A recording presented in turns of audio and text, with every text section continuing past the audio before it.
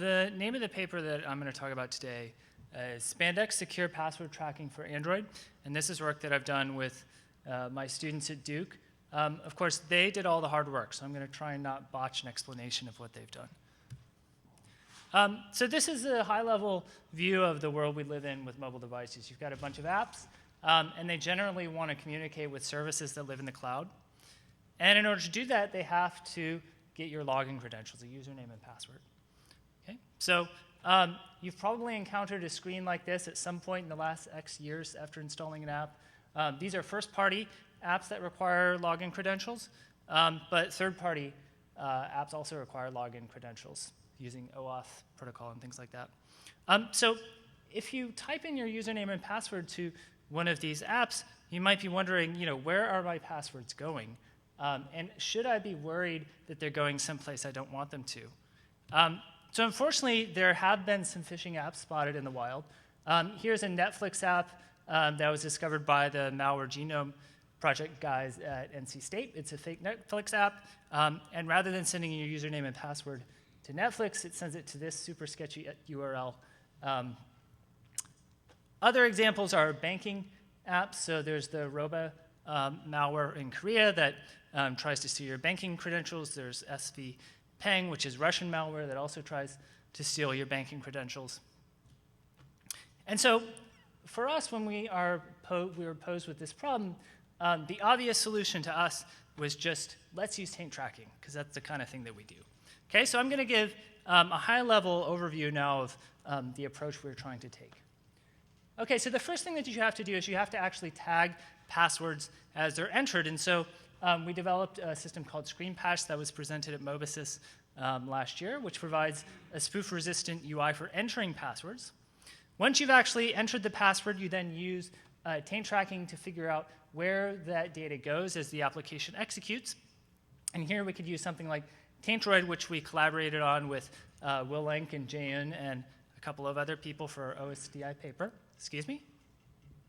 Sorry, I heard somebody. And then you inspect the output of the app and check the tags to see if they're tainted or not. Okay, so this talk is really going to be about taint tracking. So I want to give some basics of taint tracking right now. Okay, so the basic idea is that every variable in the program is going to have a label or tag associated with it. And those labels reflect the data dependencies. Does this variable contain secret information or not? In addition, you have a taint propagation logic so that when you encounter a particular operation, you know how to transfer taint from the input variables to the output variables. Okay, so very simply, when you get a sensitive input, you set the taint for the input variable. Then when you want to do something with it, you allow your taint propagation logic to transfer taint from the tags of the input variables to the output variables. And so this is basically all that Taintroid does. These are called explicit flows, okay, where taint propagates directly from the input variables to the output variables. Unfortunately, information can flow in other ways within a program, including through the control flow like this. Okay? So in this case, if I then branch on this tainted variable, S's value is influenced by the taint. It contains some amount of sensitive information. Okay? And this is called an implicit flow, where sensitive information is transferred to a variable through the control flow. And that's what this talk is really going to be about, handling implicit flows. Okay, so first I want to say that tracking implicit flows is really, really, really hard. Okay? And let me explain why it's hard. Okay, so the obvious way to handle this, or the common way to handle implicit flows, is to taint the program counter when you encounter a tainted conditional branch. Okay, so here we have our tainted variable S. When we get to S, we realize that the condition is tainted, so we then transfer the taint from the condition to the program counter. And then when we update a variable, we not only transfer the taint from the input variables, but also from the program counter, which taints X. Once we exit the scope of that condition, we put the taint for the program counter back to the way it was. And then we're going to output X and because we've tainted the program counter, we know that X contains secret information. Unfortunately, we also have to perform this kind of analysis on the untaken path as well, because if you'll notice, Y contains just as much secret information as X, even though we didn't take that path. Okay, so this requires very conservative static analysis of code you don't actually execute. All right, so that's what makes this hard. And the big problem here is over-tainting. Okay, so here's a simple snippet of code. What you have is a condition that doesn't reveal very much secret information. Okay, so if I have a secret variable and the attacker learns whether it's equal to 0 or not, that's not the same thing as learning the entirety of the secret, but because generally I have a single bit to represent whether or not my variable has been influenced by the secret at all, I have to set that one bit. Okay, so I've got just a little bit of secret information, and then I'm going to apply taint to all of the objects that are updated within that code block. So what I have then is not much information being transferred to a large number of objects. And what we've observed is that the over-tainting problem does arise when you're trying to taint track passwords. Okay, so we did a simple study with four apps. We have taintroid on the left. Remember, that's just explicit flows. We also created a variant of taintroid where we actually propagate taint to the program counter in the way that I described before. On the x-axis, we have the number of tainted outputs for when we ran these apps, logged in, just did some basic exercise, basic functionality. And what you'll notice is that once we start tagging the PC, everything looks like it's tainted. Okay? So we have file writes that look like they're tainted when they weren't before. We have network traffic over an unencrypted channel that looks like it's tainted even though it wasn't before, and so forth. And you might think, okay, well, if I have all this communication with servers I trust, then maybe it's not a big deal. But it's actually worse than that. So we see that some of these false positives are to different domains. So for example, if you ran taintroid++, you might be tricked into thinking that you're sending your password to a CDN or to an ad network when we're pretty sure that's not really what's going on. Okay. So I'm going to return to, again, this sort of simple example and go through our key observation for this work. So what this example shows is that at most, when I take this branch, or even if I don't take this branch, all I've learned is whether the secret is 0 or not. Okay?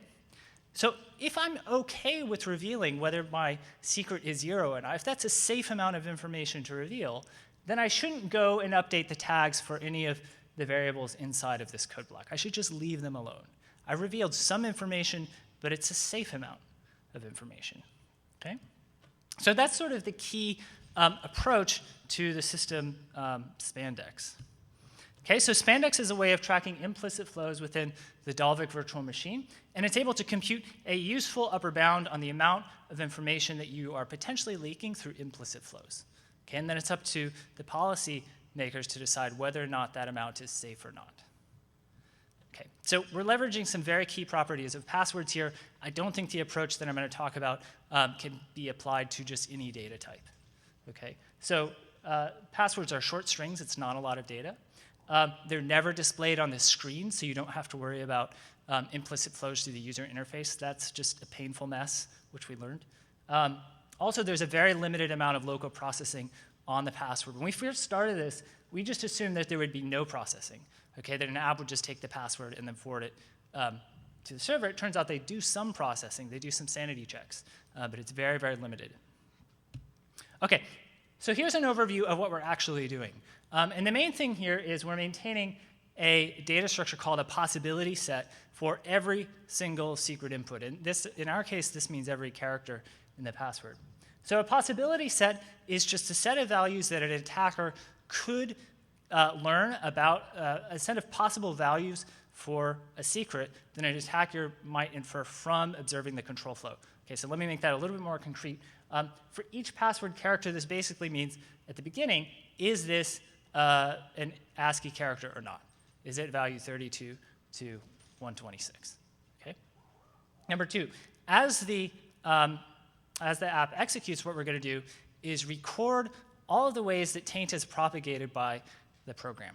Okay? And we're going to use that because when we hit a conditional branch that's tainted, we're going to use this record of all the operations to then go back and figure out which possible values of the secret could have led to the particular execution path that we've observed. So if you're familiar with symbolic execution, this is exactly what's going on. Okay?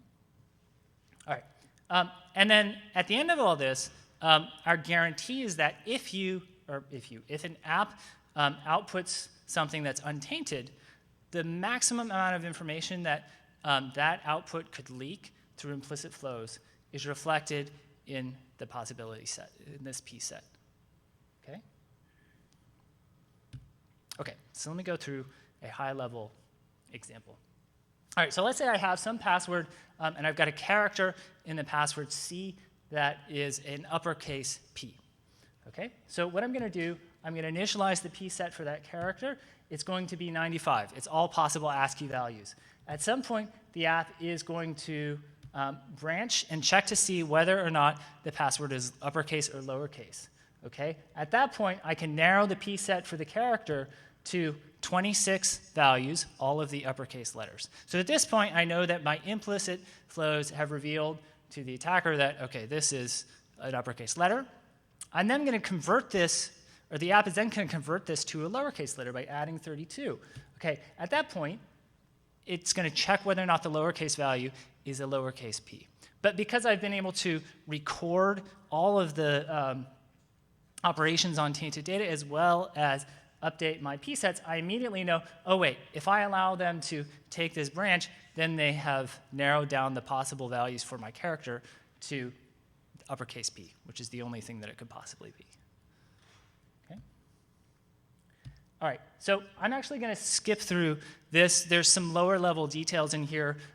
What our operation DAG looks like, where we're recording operations on tainted data. This code on the left is Dalvik bytecode.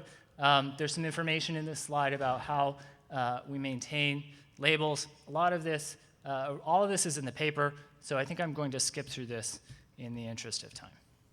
You can certainly ask me about it later. Again, if you know symbolic execution, then that's all that's going on. Okay, so there are a number of other considerations, which I think is what make this work pretty interesting. So the one is that when I hit one of these conditional branches that's tainted, what I effectively have to do is solve a constraint satisfaction problem to figure out which inputs could have led to a particular execution path. Okay? These CSPs may be really hard to solve. They may be impossible to solve. Okay? So they may involve multiple characters. I may be mixing up information from characters. They may involve operations that are complex, like indexing into arrays or using bitwise operations. And it turns out that we do see these in practice. In particular, we see them in crypto libraries and string encoding libraries. So for example, you take a password and then you want to put it into a string and send it out as an HTTP request. Okay, so our solution here is to define a set of trusted runtime libraries that can perform these kinds of operations. Okay? This is really nice on Android because they already provide these in the platform, so we just make these trusted. And when I say we make them trusted, what I really mean is that we're not going to do any CSP solving internal to those libraries. Okay, so we have our trusted crypto library, and if you use it, it's fine. We just make sure that all of the outputs are tainted. We essentially convert those to explicit flows. Okay? It also means that complex operations inside of untrusted code are just banned. You can't index into an array using tainted data in untrusted code. There are more details in the paper, but what I want to point out is that there's something really cool going on here, which is that we're constraining how apps can operate on secret data. So for example, an app cannot use its own implementation of crypto here. It will be forced to solve an intractable constraint satisfaction problem and die. Okay? So this is a kind of interesting enforcement mechanism. We're not quite sure how else it's applicable, but it seems like it's potentially cool. Okay, so when we were evaluating SpanDex, we basically wanted answers to the following three questions. What's the runtime overhead?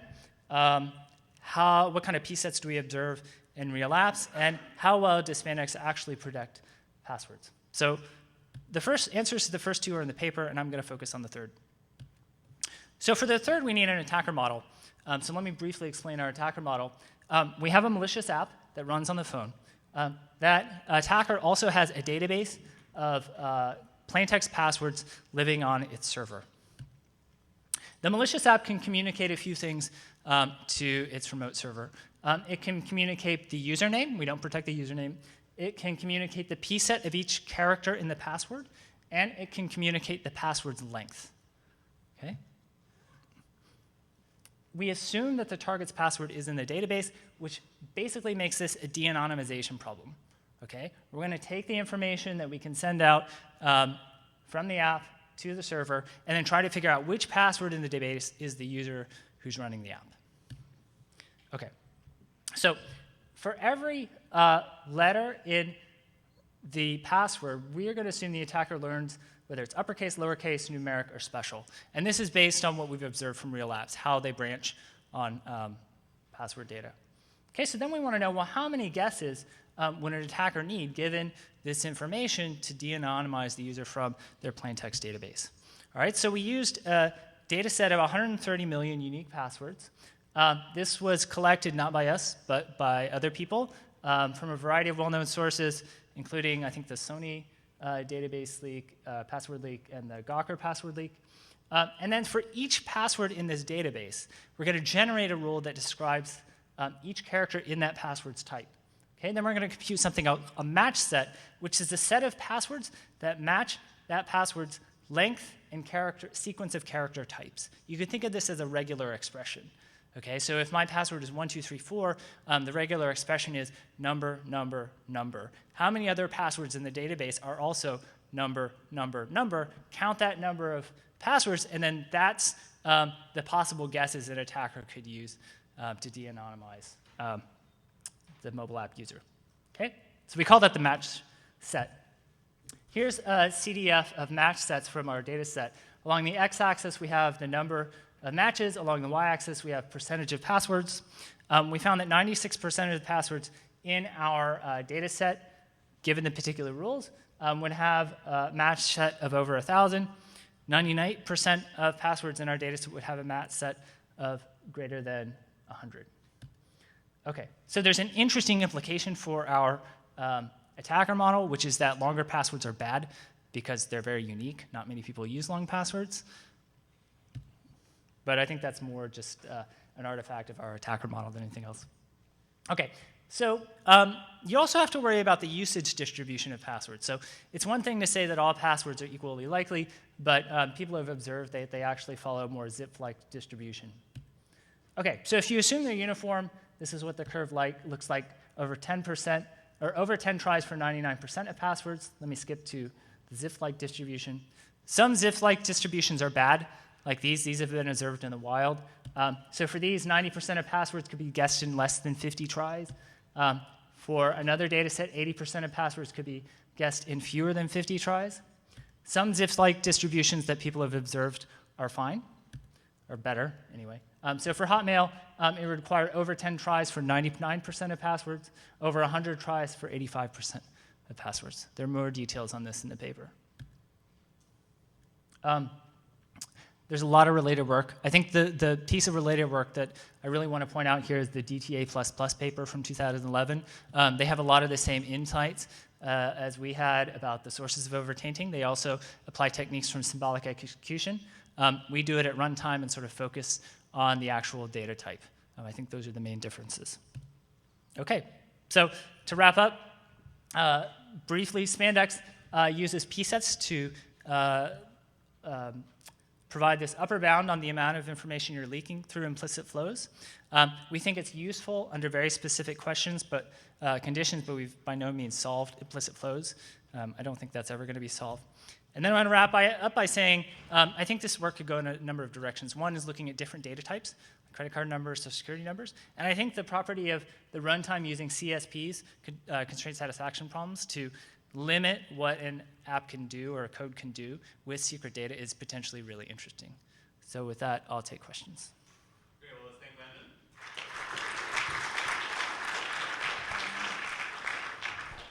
And time for some questions, both on that mic and also, grab this mic. Go ahead. It's Geoffrey Goldberg again from, still at Agile Bits. First, just one quick thing is that when you look at password distributions carefully, they don't actually follow a power law. Oh, interesting. Distribution, Matthew Weir and David Malone have a couple papers on that. I'll try to get you resources. Yeah. And I've done my own analysis of the Adobe database. Okay, so that's different than what we found in the papers in our literature search, but I'd be happy to find counterexamples. Okay, I'll be happy to send you that. In all of your taint tracking, you're assuming that the password is eventually sent off someplace. If a password is used entirely locally, let's say for decryption, then I expect you'll find that the entire program's operation will depend on every bit of the original password. So is this kind of analysis just limited for passwords used for authentication instead of encryption? My guess is yes. So we looked at 50 apps, and they didn't seem to behave the way that you're describing, which doesn't mean that it could never happen. But in the 50 popular apps we looked at, we didn't see that. Thank you. Hi, Joseph Bonneau from Princeton.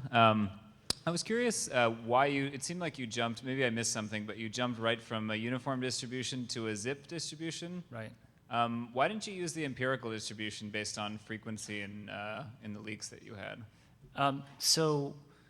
At least for the common passwords where you have good statistical support for it. Right. So the zips distributions that I used were from the literature. So we didn't just make those up. Uniform was just sort of naive version. I'd be happy to plug in other distributions that people have observed. Our database was all unique passwords, so we had no usage distribution. Maybe that was the thing that I wasn't clear about. I see. Okay. Yeah, it was totally unique passwords. Right. For RockU, you can definitely get the frequencies. Yeah. Great. Well, let's thank Landon again. Thanks.